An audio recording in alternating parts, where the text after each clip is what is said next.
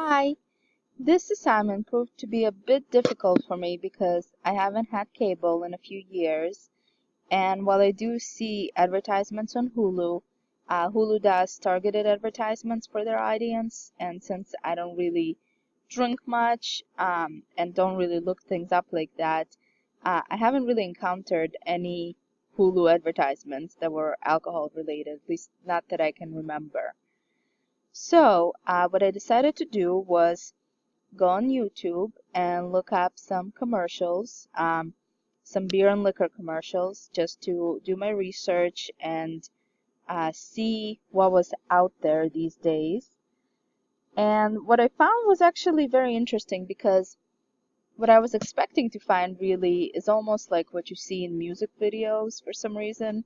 I don't know if it's something that I remember from the past, if that's how commercials used to be, or maybe it was just one commercial and that's just how my brain remembers it at this point.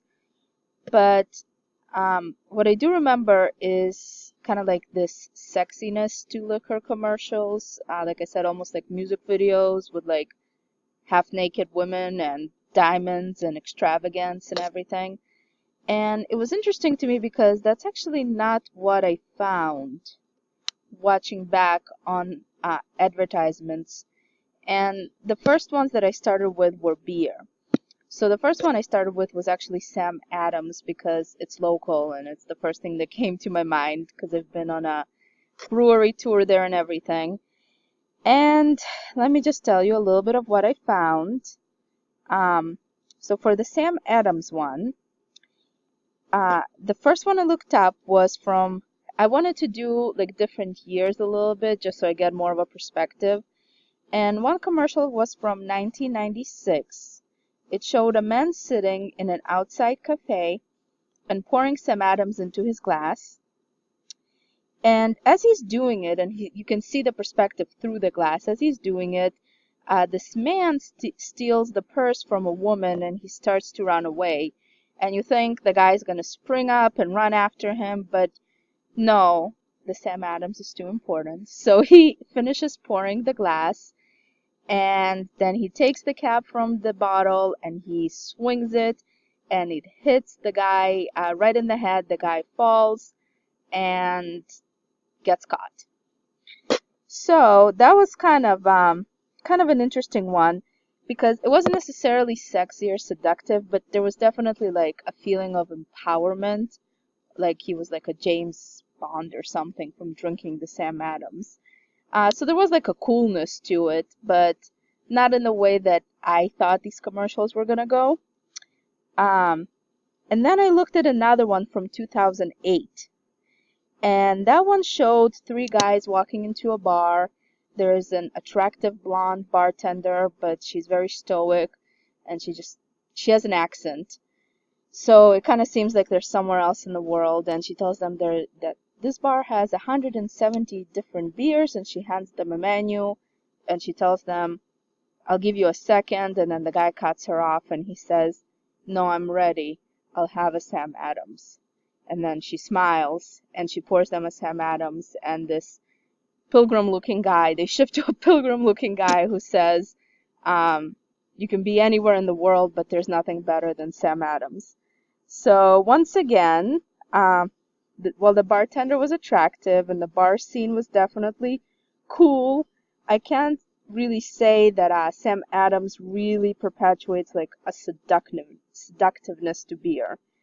Um, so I wanted to see what other companies do, and I decided to look at a 1998 Heineken commercial.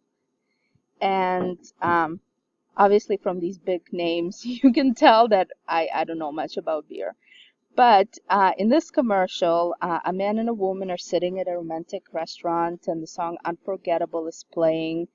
And, they're holding hands and they're kind of flirting with each other with their eyes. And then there's a waiter that comes and he gives each of them a glass of Heineken. And the woman's glass is more full than the man's.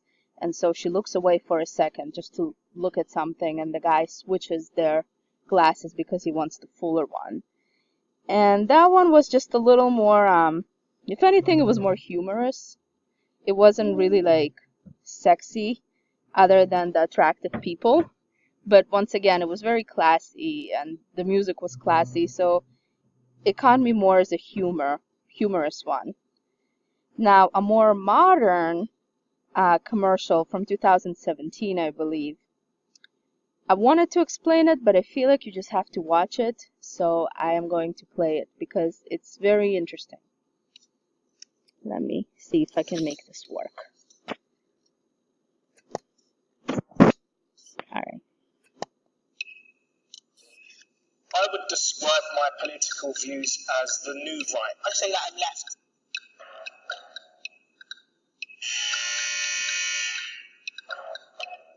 Feminism today is man-hating. I would describe myself as a feminist, 100%.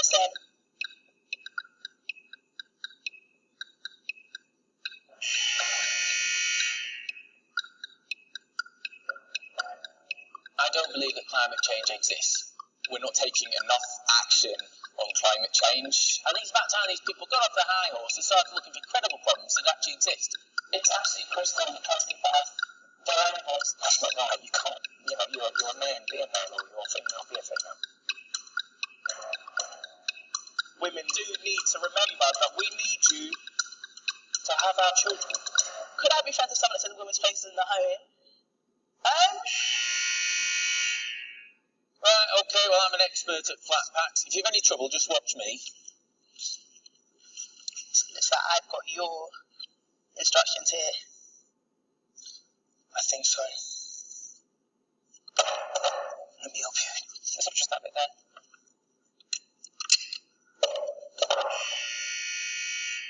Describe what it is like to be you in 5 adjectives. Okay. Frustrating. Dedicated. Opinionated. Lucky. Ambitious. Offensive. Sullen. I have ups and downs. Strong. I don't want to say attacked. Misunderstood.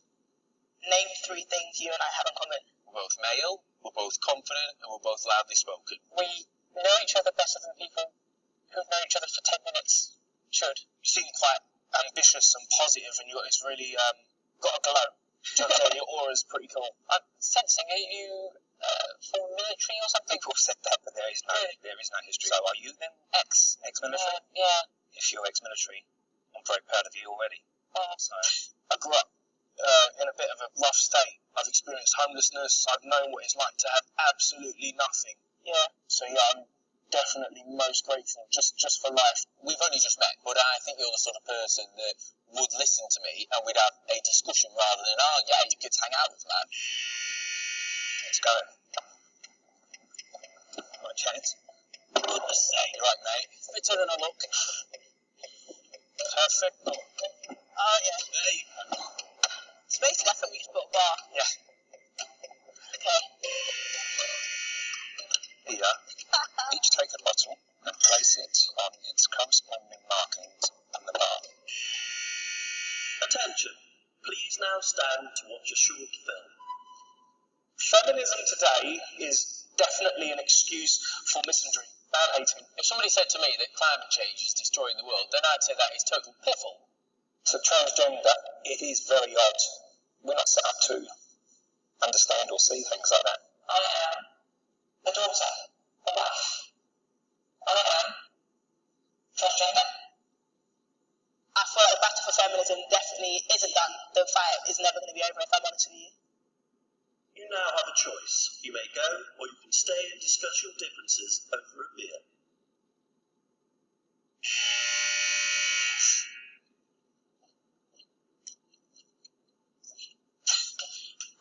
I'm only joking. You're happy for a second then? Well, I'm having a drink. I'm having a drink. Yeah. I want to discuss. Beer. Yeah, beer and discuss.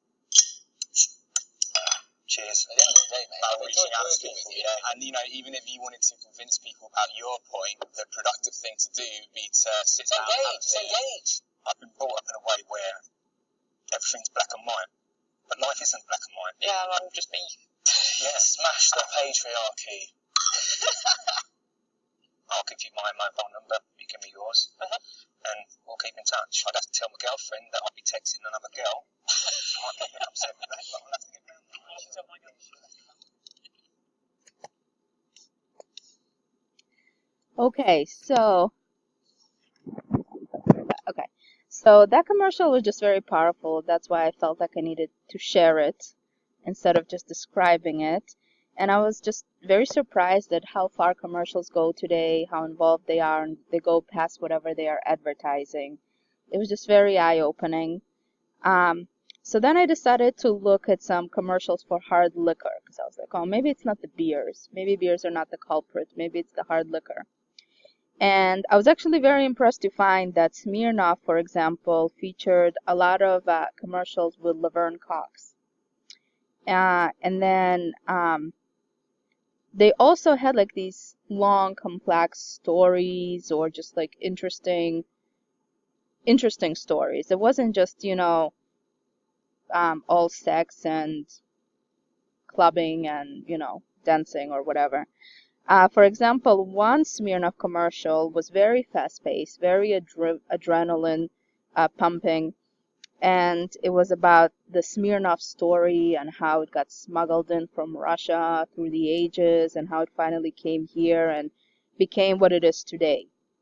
So while I really enjoyed watching and actually respect some of the messages and the creativity in the commercials, what I realized is that their brilliance comes from being so storytelling and maybe politically involved. I think advertisers realize that it's just not enough these days to just, do the glam and the kind of like quick thing that gets your attention.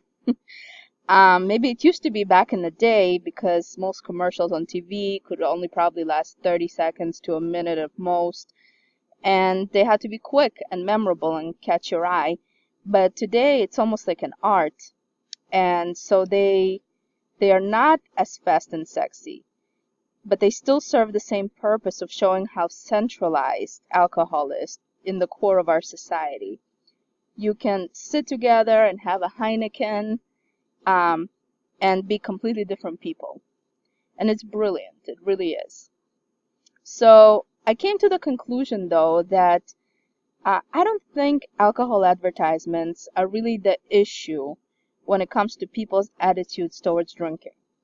And I'm not saying that advertisements are irrelevant. That's not what I want to say. But I do think that movies and shows and people in the like celebrities in the media world, they have a much bigger influence on people's attitudes. So don't judge me, but lately I've been watching a lot of Real Housewives shows, especially Real Housewives of Atlanta. It's my guilty pleasure. And I started thinking back on the seasons that I've been watching, and I realized that there wasn't a single episode, not one episode, where somebody wasn't drinking. With dinner, at an event, on a plane, in a car, in a limousine, they're always drinking. And I guess as adults they're allowed to, so it's not that scandalous, but it still shows it portrays a certain lifestyle and how drinking is so incorporated into their world.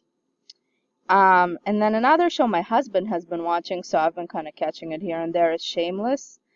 And to be fair, Shameless is one of those shows where you just expect it to be ridiculous no matter what.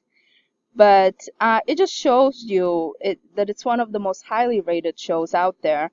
And it's a big example of how people find that kind of thing entertaining. Lots of drugs and alcohol use and everything that involves with that life. I think every time a celebrity gets a DUI and they get a slap on the wrist, but most of the time nothing really happens, and some of them have young fans, adolescent fans, that's a big influence. I think, when a celebrity dies from an overdose, for example, I mean, it's sad, but none of us are exactly like shocked because we just expect that from Hollywood. But at the same time, we shouldn't. It shouldn't be normal. So I feel like people are desensitized to some of these things. And I find those kinds of things, people who are big in the media, as I said, featured a lot in the media, movies and shows, have a great influence on how normalized alcohol and drugs are in our culture. Thank you.